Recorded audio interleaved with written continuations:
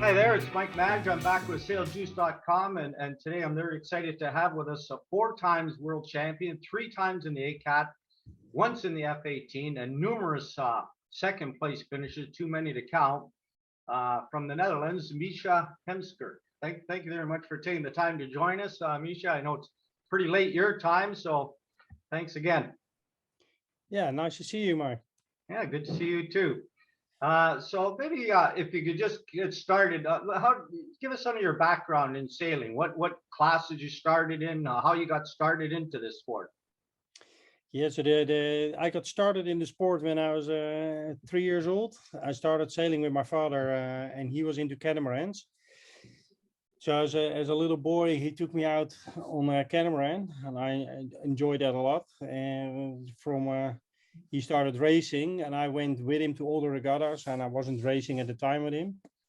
But I always kept asking, why are you not racing with me? Because we can sail together. So when I was 8 years old, I was strong enough and big enough to started racing. So I started racing with my father, and actually we did a lot in the NACRA class, always on catamarans. So I didn't know better, or a boat had 2 hulls until I saw like a monohull. I was like, wow, that thing is missing something. So I grew up with my dad always sailing, and then started to do my own campaigning in catamarans.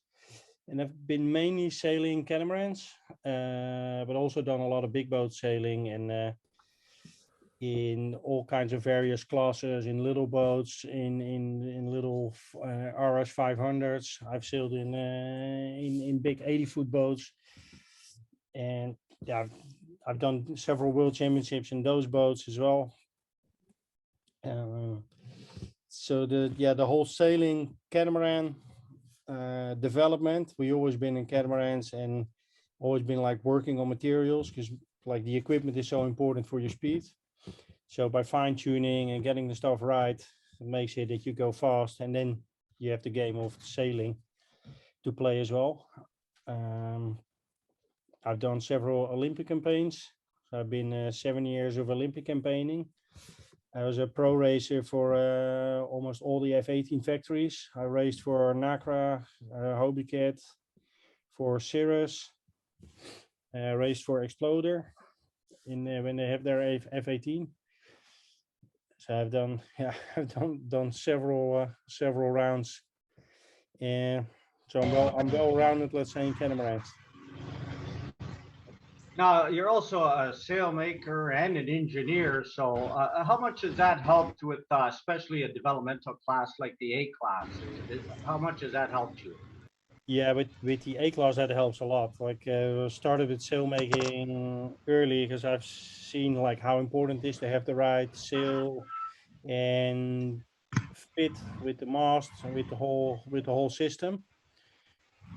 So I started actually in our garage. I remodeled our garage with a flat floor, and we bought a sewing machine, and that's how I started making sails. In the beginning, we had like some shapes and designs.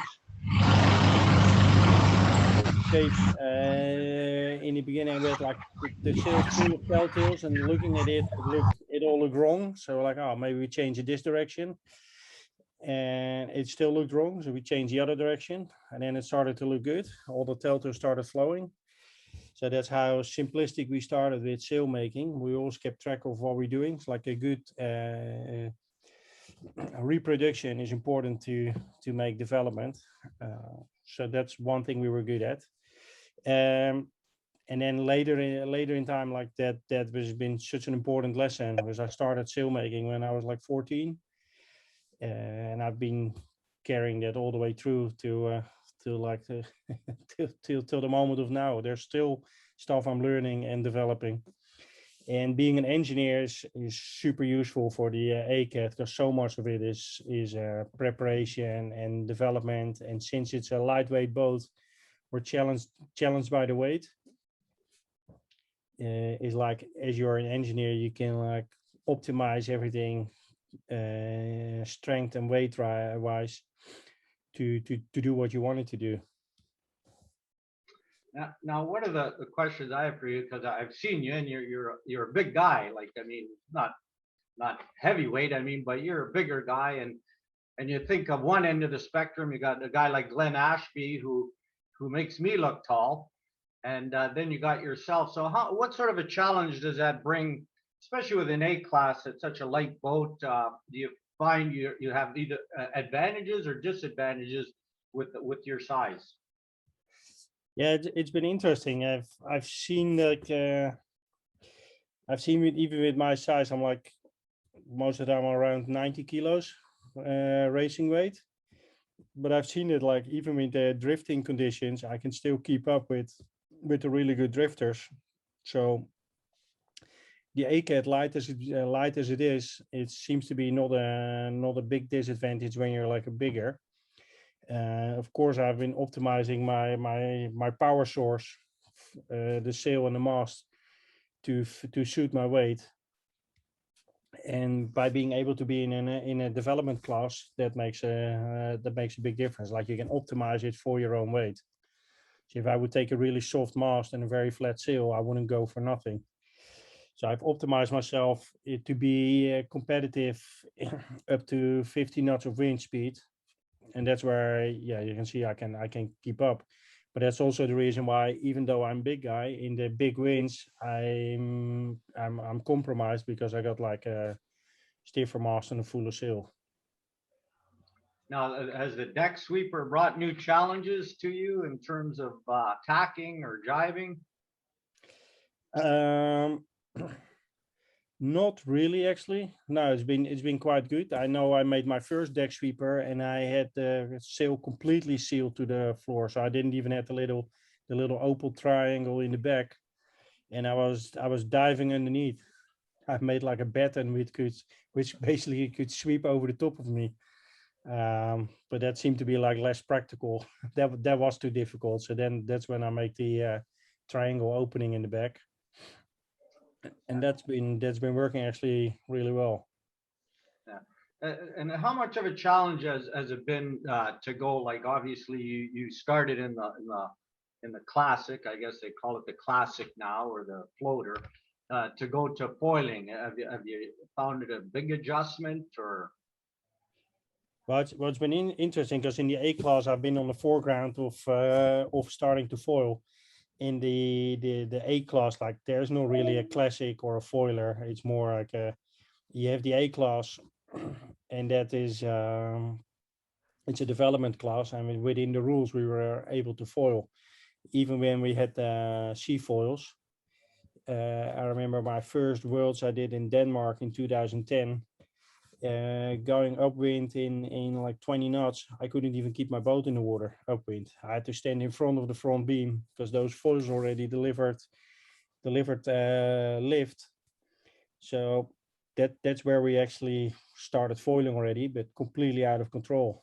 I with that boat with the sea foils without any winglets, it was like being a monkey dancing on a ball. It was impossible to control. I've made so many crashes with that boat because anytime you went downwind in the trapeze, that boat yeah sometimes started to foil or jumped out of the water, and then most of the time you ended up in a like an unwanted jibe yourself in the water and the boat on top of you. Uh, I'm just going to switch directions here for a minute. So you're also, along with your sailing and sail making and engineering and working for Magic Marine, you also find time to do some coaching. Maybe who you've been coaching, what classes.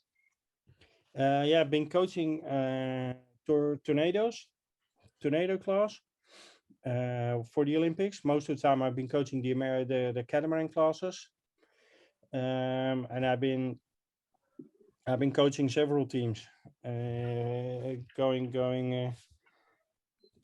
going forward. So I've been coaching Roland Gabler, who's a very good German sailor in his trials to the Olympics. I've been coaching Robbie Daniel from America.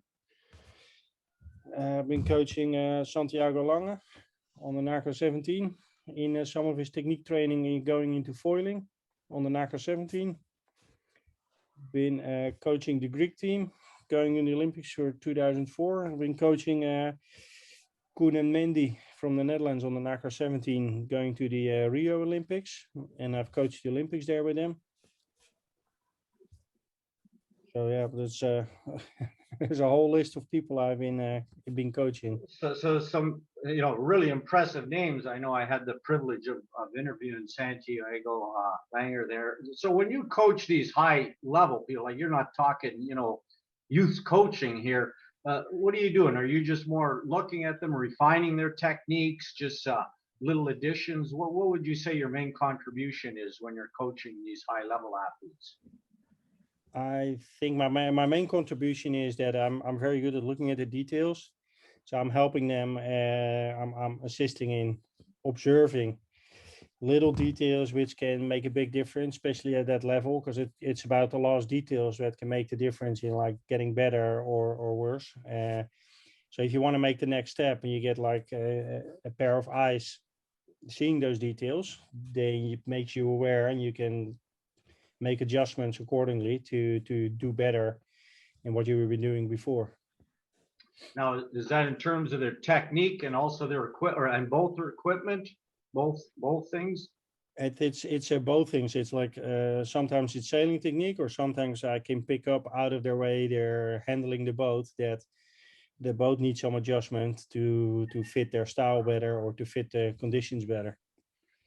Oh, super. So one of the main aspects of this Sailjuice website is we really want to delve into really good sailors like yourself, and we really want to talk technique here. So I'm going to pull up a video of you tacking, doing a foil tack, and I just want to see if you could take us through what goes into a really good foiling tack and what you're looking for, how you analyze if you've done a good tack or not. So I'm going to pull this up here and hopefully you can see that. Yeah, I can see the.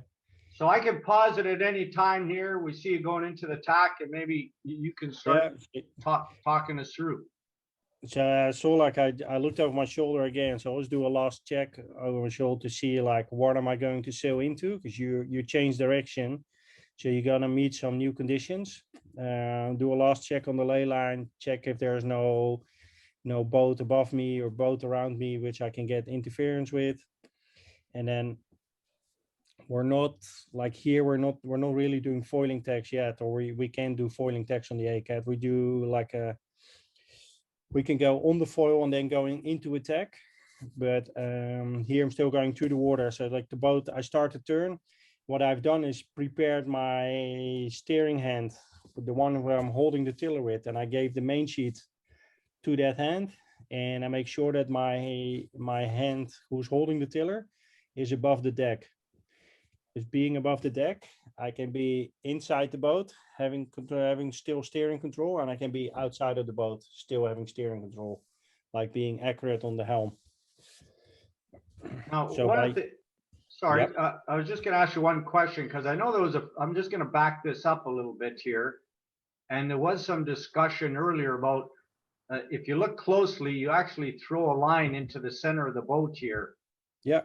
And there was some discussion. Some people I know were discussing it, were thinking, see, you're throwing that line into the center of the boat.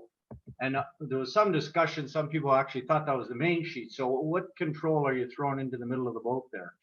I'm throwing in the excess of the main sheet, so it's clearing my path if I go across, that I don't get stuck in my main sheet.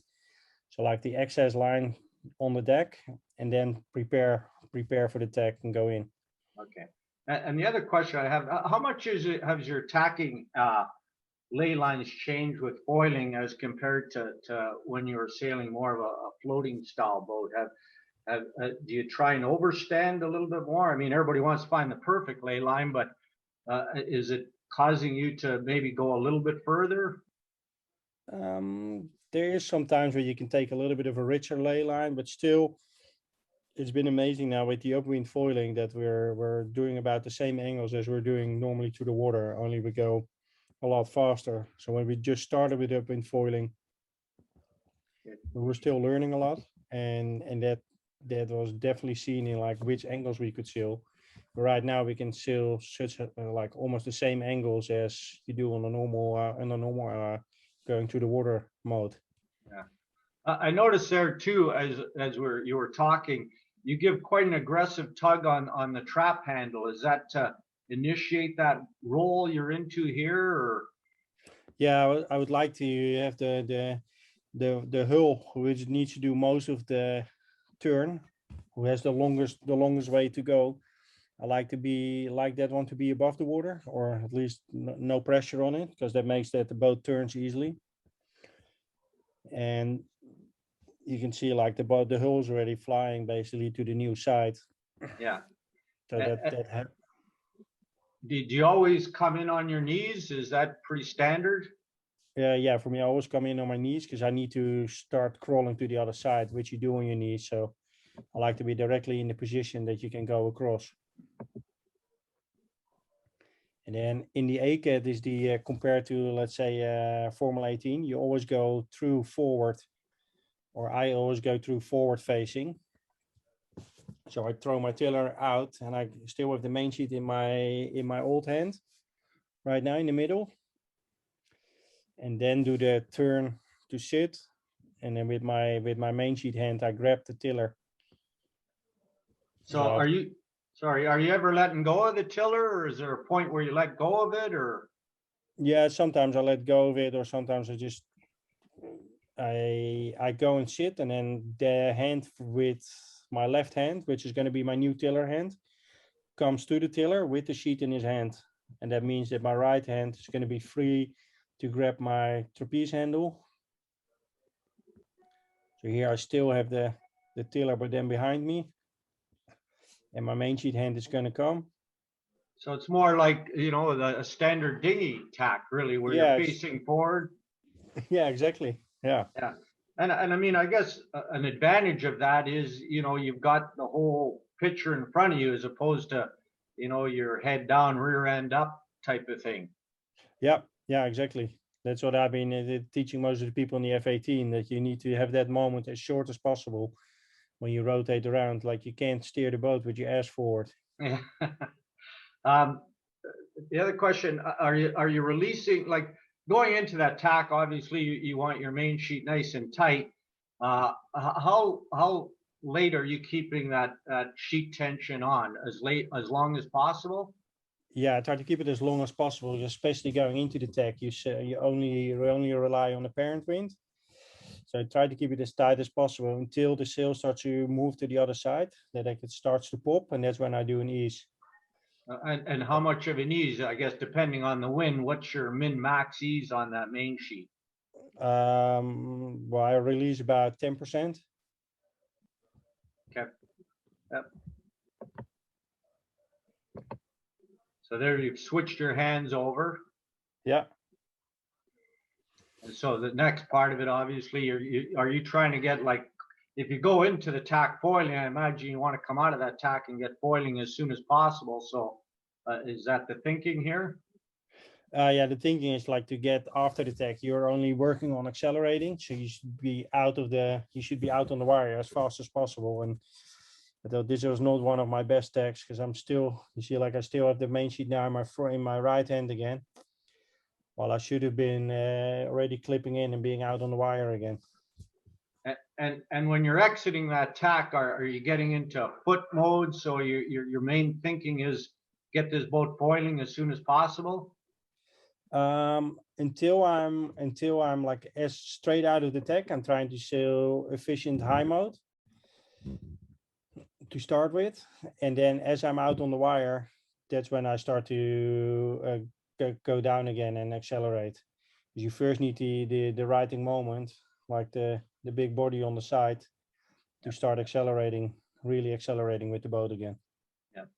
So we're gonna look at the whole thing here again and just go through step by step. So again, you're staying on that wire. Are you moving your weight back at any time here during the tack? Are you trying to get your weight back a bit? No, not on this boat. I don't try to do that. On the F-18 I do, because it's quite heavy and I counterweight the crew. But here if I do that too much, and you can capsize backwards. And what is your instinct on coming in? Are you trying to come in as late as possible so you're actually roll tacking it here? Yeah, that's what I'm trying to do. Yeah, I'm trying to come in as late as possible. Yeah.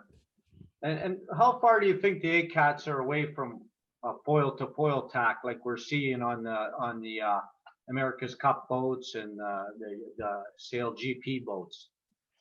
Yeah, we're don't think we're ever gonna get there. Like already a foiling jibe is already very difficult with the ACAT. It is, eh? Like, Okay. yeah.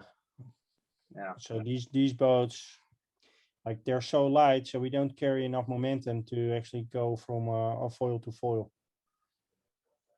So we slow down Now, too much. now, how much of your practice time when you're sailing is devoted to, like, are you mostly speed testing? How much of your time would be devoted to boat handling, tacking, jibing, rounding marks? Think about not enough, because I think it's only about 30% what I do at the moment. And I think it should be more like 60% and only 40% of straight lining. But it seems like anytime we go training, we mostly stay on like straight lining instead of doing enough boat handling, which is very So, different. When we did the Olympic campaigning, it was definitely more 60% was boat handling and 40% straight lining. so in terms of the boats that you're sailing right now, that this boat you're on right here, what would you say potential you're getting out of that boat? Like, is there still room for improvement? Not necessarily in equipment, but technique. Like, can you sail it? Like, would you say you're sailing at 80% its efficiency, or? Um, I would say the moment we sail it more like at 95% of its efficiency, like what we can get out of it. And there's still technique to like we can still see, especially with upwind foiling, that like little differences make like a big change. So a little more outhaul, a little different batten in the top makes a difference. A little tweak on the mass rotation, and it's all like a half a degree or a degree of angle going upwind. All Yeah. these little tweaks. So for a guy that's trying to get in the elite class like yourself, do you think like the boat speeds are fairly equal within the class you're racing, and it comes down to more boat handling, or vice versa? I think it's a bit of both. Like I think especially when you raise the top guys, they all got good boat handling, and then it's more boat speed and decision making on the racetrack, like sailing well. So my So last regattas, I was like second, but that was not because of my boat speed. It was of I just have not been sailing enough. now, when you get lined up at a Worlds and you get guys all different size, like somewhat similar equipment, like I'm thinking like a guy like Glenn, he must be getting out on the wire like sooner than you would think, in terms of his weight and size. Yeah, that's interesting. Most of the time we're about the same time on the wire, and that is because his sail is optimized for to survive in the higher wind strength. Like I could optimize my sail to be really, I could optimize my boat to be really fast in the windy conditions, but that means that like I'm suffering in lighter conditions.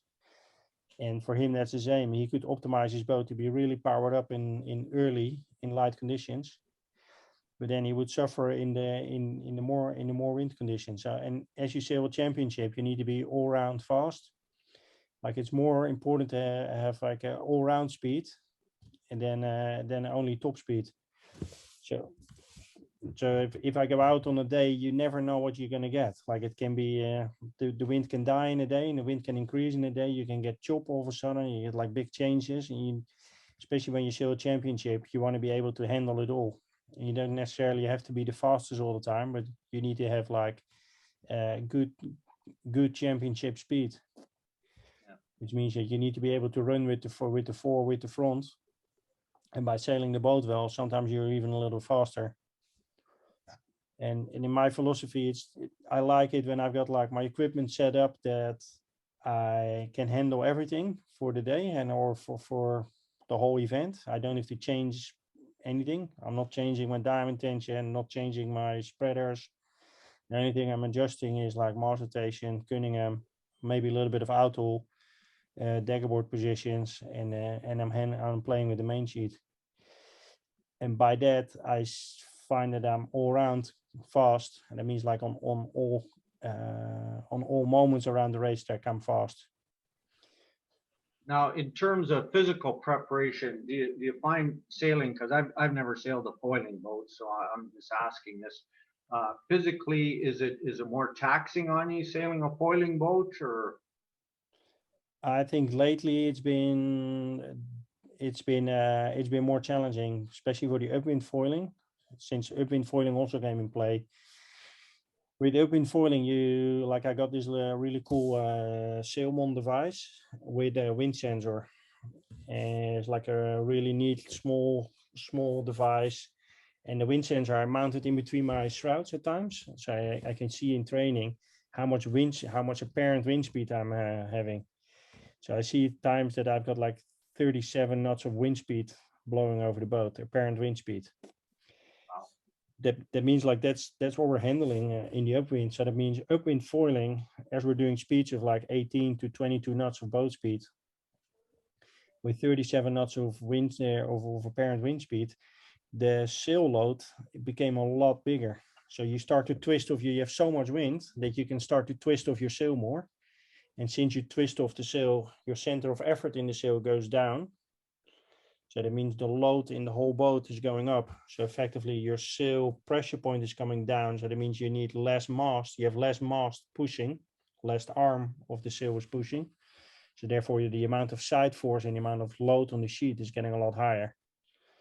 So you can feel that, like, especially when you're upwind foil and you try to control your speed, you need to be able to sheet in. Because if you can't sheet in, you can always come up and fall in the water, but you try to control the speed by sheeting in, you sail a little bit higher. But if you can't pull the sheet anymore, it's getting quite exciting. And is there more sheet play involved with a foiling boat than there was with the classic when you're in the classic boat?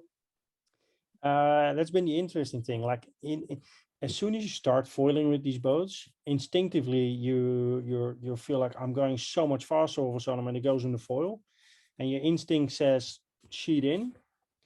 And the biggest learning has been not to sheet at all, but basically still do what you were normally doing, steer the boat around.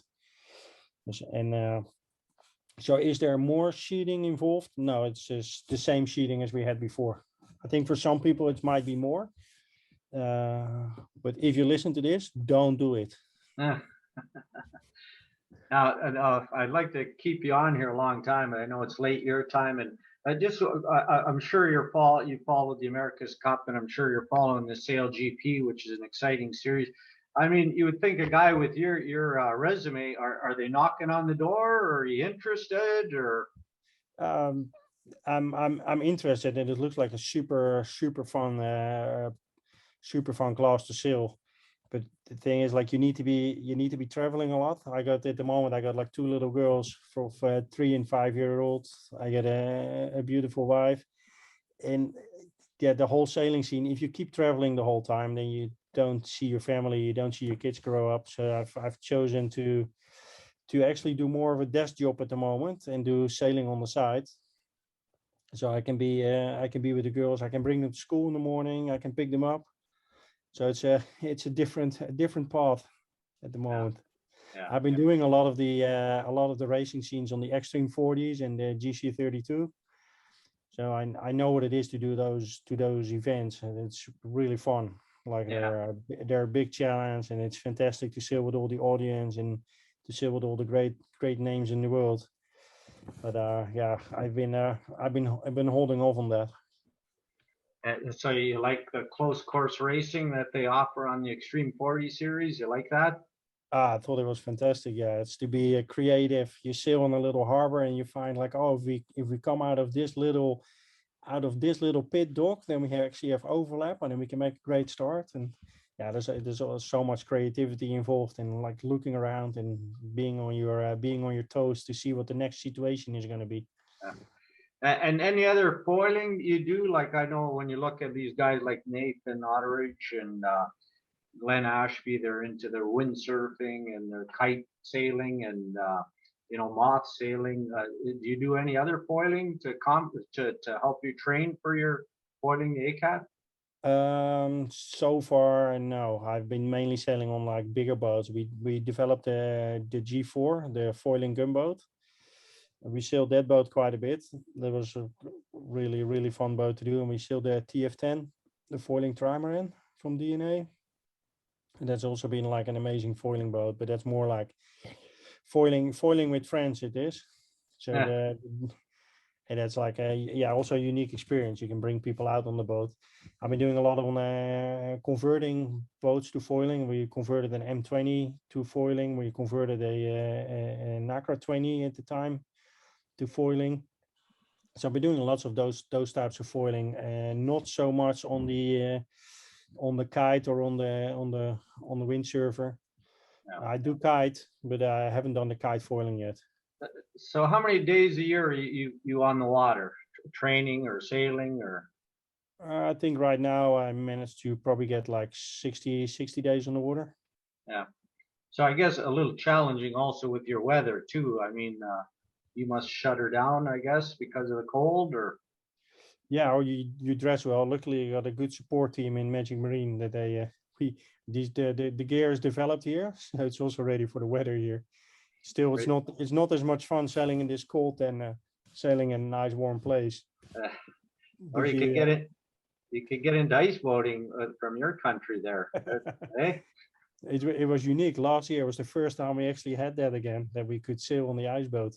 And did you give it a go or? Yeah, we did. Yeah, we did. Like a friend of mine got like a DN. He's like, come over. We're gonna sail the DN. So it was like quite fantastic. Yeah, straight away doing 80 kilometers an hour on this little pond.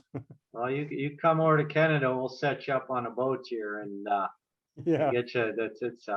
You'll love it.